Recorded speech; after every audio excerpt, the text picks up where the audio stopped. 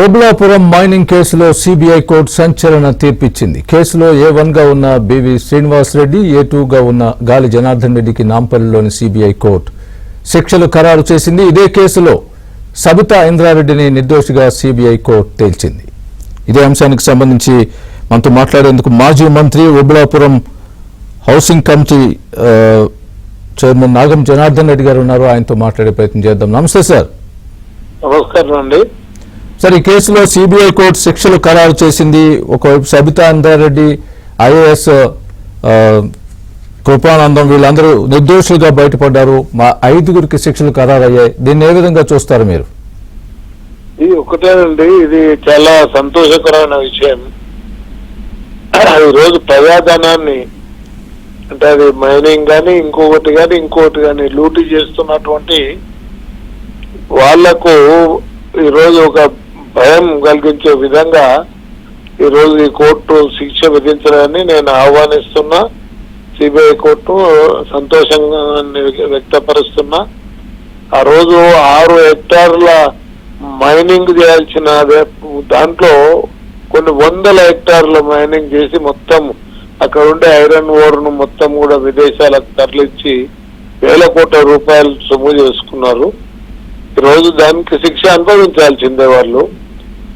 ఆ రోజు దాదాపుగా మేమందరం కూడా అక్కడికి వెళ్ళి చూడడం, ఆ విషయాలన్నిటిని బయటపెట్టడం కూడా జరిగింది. ఈరోజు అంటే మనం చూసిన చాలా కాయిదాలు కూడా నేను ఇచ్చినానండి వాళ్ళకు. మొత్తం కూడా ఆ సంబంధించింది ఓబులాపురంకు, ఆఖరుకు ఆ గుడి ఉంటే గుడిని కూడా ఈ మైనింగ్ కోసమని మంచి ఓరు ఉందని చెప్పని ఆ గుడిని కూడా తవ్వేసినటువంటి గనులు ఆ దేవత వీళ్ళను అంటే నేను అనుకుంటున్న శిక్షించిందని చెప్పని కూడా నేను భావిస్తున్నా. వాళ్ళు హైకోర్టుకి అప్పీల్ చేస్తామంటున్నారు. దీనికి సంబంధించి హైకోర్టులో విరుద్ధమైనటువంటి ఏదైనా తీర్పు వచ్చే అవకాశాలు ఉంటాయా? అవకాశాలు ఎందుకు ఉంటాయండి? ఇన్ని రోజులు నడిచింది. ఇక్కడ మొత్తం కూడా అలా అంత ఎవిడెన్స్ ఉంది.